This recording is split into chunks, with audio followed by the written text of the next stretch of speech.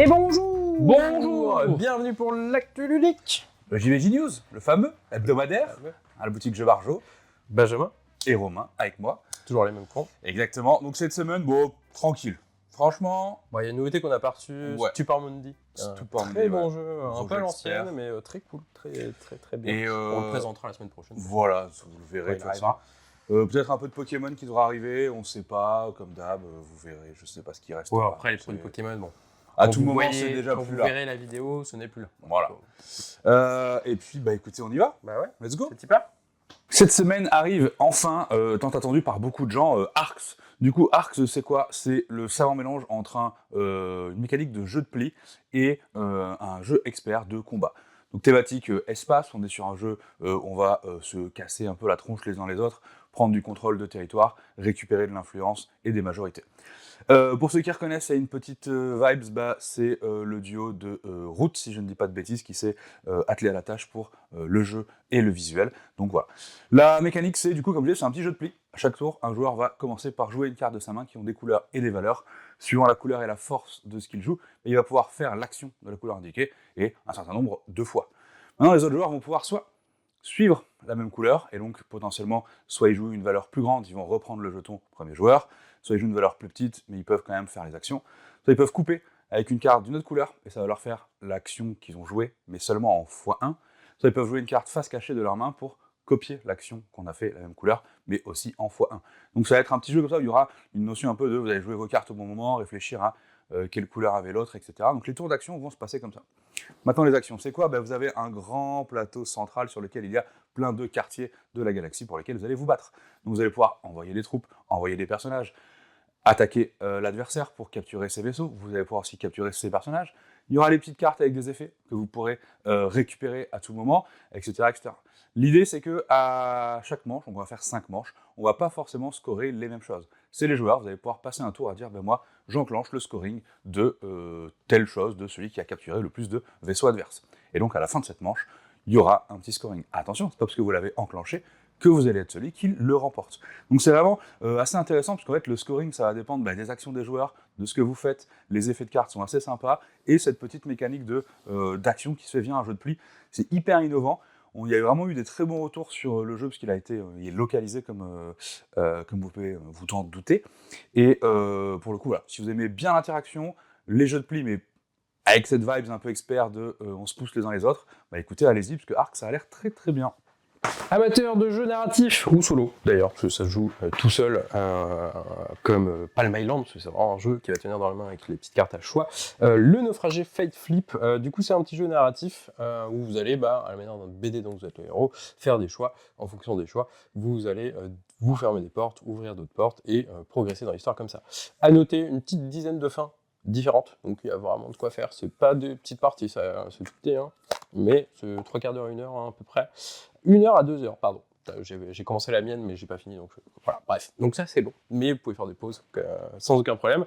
Le petit truc assez cool, c'est édité par Origames qui l'ont localisé, et le truc sympa, c'est que la version anglaise avait des illustrations que en IA, ce qui est nul. Et du coup, Origames a taffé et a embauché un illustrateur pour refaire toutes les illustrations.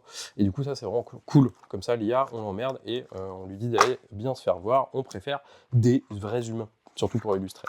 Alors, comment ça fonctionne? Comme je vous l'ai dit, vous avez tout un petit paquet de cartes comme ça. Vous allez avoir des piles objets, hop, que vous mettez ici, et ensuite, vous allez tenir les cartes comme ça. À noter, c'est quand même assez cool, assez beau. Moi, j'aime beaucoup le petit genre. D'avoir une petite carte comme ça avec des petits marqueurs, ça, c'est assez bien pensé. C'est des petits management de vos petites ressources que vous allez pouvoir progresser. Et après, vous allez juste lire les cartes une par une, et vous allez avoir plein de petits textes à lire en mode narratif, petite histoire qui progresse, des choix à faire. En fonction des choix que vous faites, vous allez passer des cartes, etc. Voilà. C'est vraiment très... moi, j'adore ce principe de toute façon. Mais si vous aimez les jeux narratifs, je pense que celui-là est très bien. Il y a une très bonne rejouabilité en plus, plusieurs dizaines de fins dispo, donc ça, c'est assez cool. Et juste pour soutenir Origames, qui a fait que l'IA, ça fait ça. On aime bien les vrais illustrateurs. Faut pas hésiter à... comment on appelle ça déjà soutenir, merci Benjamin, à soutenir cet éditeur qui, sur ce coup, a fait un truc assez chouette. Cette semaine, un nouveau Unlock Short, Le Chant des Embruns, qui va raconter une petite romance entre un poisson et un oiseau. Ce qui est assez funky, c'est qu'ils ont tout écrit en alexandrin. Donc voilà, si vous aimez l'Unlock Short, la poésie, ou les deux en même temps, voilà, nouveau Unlock, c'est dispo. Amateur de 6 qui prend, la révolution est en marche. Le Baron, un jeu 6 qui prend, parce que même gamme, même éditeur, ça reprend principalement les mécaniques. Vous allez avoir des cartes avec des valeurs de 1 à 100 et quelques, des vachettes dessus. Le but du jeu, récupérer le moins de points possible. Chaque tour, chaque joueur va sélectionner une carte de sa main, la mettre face cachée. Dès que tout le monde a choisi, on révèle les cartes et en fonction des valeurs, on les place au fur et à mesure sur le centre de la table sur une des lignes dispo. C'est ce qui prend quoi. Sauf, c'est là que le petit truc va apparaître. Sur les cartes, vous avez du coup des vaches, mais par rapport au 6 prend, il n'y en avait qu'une dans la carte en gros, hein, je ne parle pas des petites vaches qui donnent les points négatifs. Là, vous pouvez avoir plusieurs petits logos vachettes, mais avec des couleurs différentes. Parce que maintenant, quand c'est à vous de jouer de poser votre carte sur une des lignes, vous allez devoir mettre cette carte sur une ligne, mais pas en fonction de sa valeur, en fonction de la couleur des vaches de sa carte. Donc si j'ai une carte que je joue qui a une vachette rouge et une vachette jaune, bah, je pourrais la mettre sur une ligne où la première carte contient des vachettes rouges et ou jaunes. C'est aussi simple que ça. Et le petit trick, c'est que dès qu'une ligne n'a pas un certain nombre de cartes, dès qu'une ligne a 5, je crois que c'est 5 vachettes d'une couleur, c'est à ce moment-là qu'on ramasse. Et du coup, ce petit changement fait que vous allez vraiment pouvoir la mettre aux autres joueurs, mais en mode calculatoire, quoi. Jouissif. Parce qu'autant dans le premier, vous pouvez essayer d'estimer, mais souvent c'est le hasard qui va faire que quelqu'un prend un truc, etc. Autant dans celui-là, vous pourrez avoir le petit sourire en plaçant votre carte et en disant bien fait. Voilà. C'est aussi simple que ça, mais franchement, faut pas hésiter, faut pas passer à côté. Le Baron, c'est vraiment très bien. C'est aussi simple, les mêmes mécas, mais un petit plus qui fait qu'on a plus de contrôle pour la mettre aux autres. Donc c'est tout ce qu'on demande en soi un jeu d'ambiance. Donc le Baron, ça c'est cool.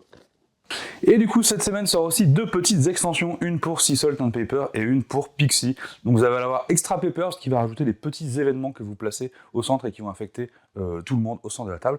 Et sur Flower Power, vous allez principalement avoir une façon de scorer vos cartes qui sont face cachée et des nouvelles petites façons de marquer des points. Donc voilà, comme d'hab, des petites extensions, ça s'ouvre, ça se met dans la boîte, ça prend pas de place, ça rajoute des nouvelles cartes, c'est toujours en général ce qu'on aime bien, et à petit prix. Donc si vous avez aimé un de ces 2 jeux, que vous voulez augmenter encore un peu votre expérience de jeu, les extensions sont là. Eh bah, bon Bix nous régale quand même. Exactement, 2 petites extensions. ça, Là. Et puis l'extension, ce format est vraiment sympa, donc c'est les cool. petits boosters. Et toujours puis, plaisir. Bon, mais Arx qui était attendu, voilà. Oui, il arrive. Hein. Trop bien, Arx, trop cool. Le Ouais. dernier Unlock Short aussi, très attendu en soi. Toujours ce genre de jeu, de toute façon. En vrai, pas mal de trucs attendus. Oui, Arx, tout à Unlock fait. Short, Sea Salt, l'extension.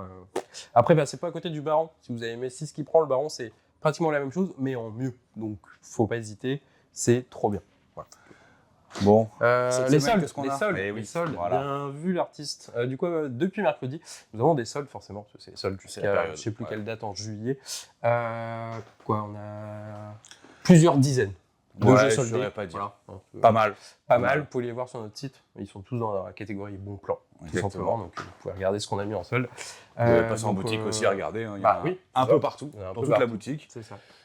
Voilà. Donc si jamais les bonnes affaires que vous attendiez, c'est le moment de venir les récupérer. Tout à fait. Voilà. Des bisous. Bonne à semaine. Une prochaine fois.